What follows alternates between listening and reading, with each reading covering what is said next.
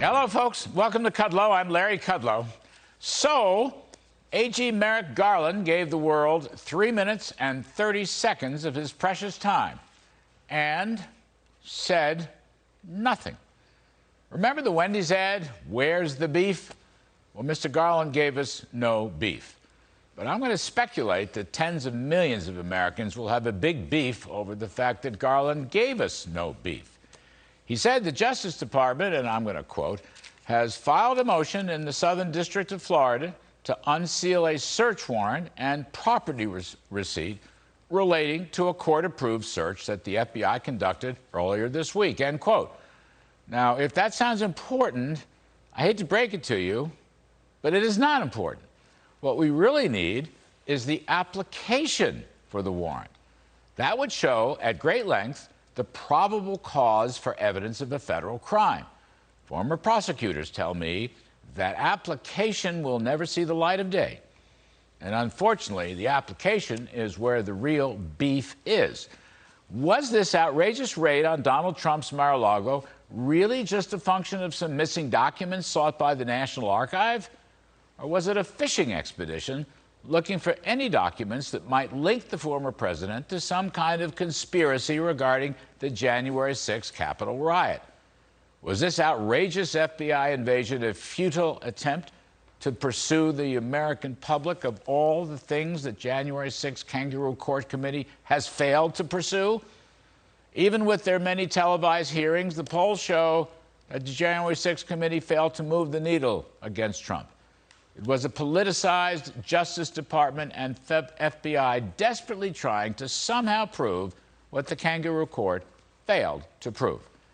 A.G. Garland blathered on about the equal application of justice. But no former president in our history has ever been subjected to a raid from law enforcement before. Hillary Clinton wasn't. James Comey wasn't. Now, they weren't former presidents, but they were up to their eyeballs in destroying or leaking or bleaching or clouding classified documents. Trump outranks them by a wide margin in the government pecking order, but his home was attacked.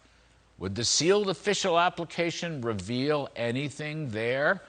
This sealed application that would presumably include probable cause for a federal crime might explain why there was never any imminent risk of documents or other evidence that were destroyed or concealed from the FBI. Ace reporter John Solomon's going to be here in just a moment to talk about the timeline whereby President Trump personally surprised the Justice Department prosecutors and 3 FBI agents at Mar-a-Lago back on June 3rd. He cooperated fully. And he said, and I'm going to quote, "Look, whatever you need, let us know." That according to 2 eyewitnesses. The federal team asked to see a storage locker, and the president complied. The meeting was cordial. The feds asked for a bigger lock on the storage, and the Secret Service complied. They wanted surveillance footage, and Trump complied. Earlier, the former president returned 15 boxes of documents, many of them classified, at the request of the National Archives.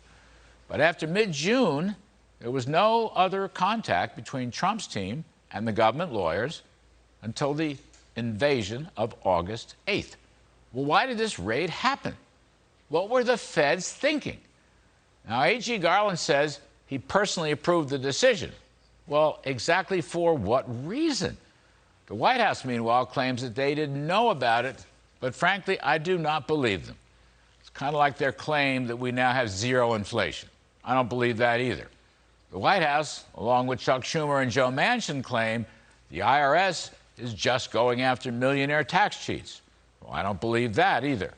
In fact, it looks like the 87,000 new IRS agents could be mercenaries armed to the teeth for deadly force aimed at Uber drivers, gig workers, waitresses, small businesses, ordinary working folks. I thought these were going to be tax accountants, not mercenaries armed to the teeth. All I can say, folks, we report, you decide. All right?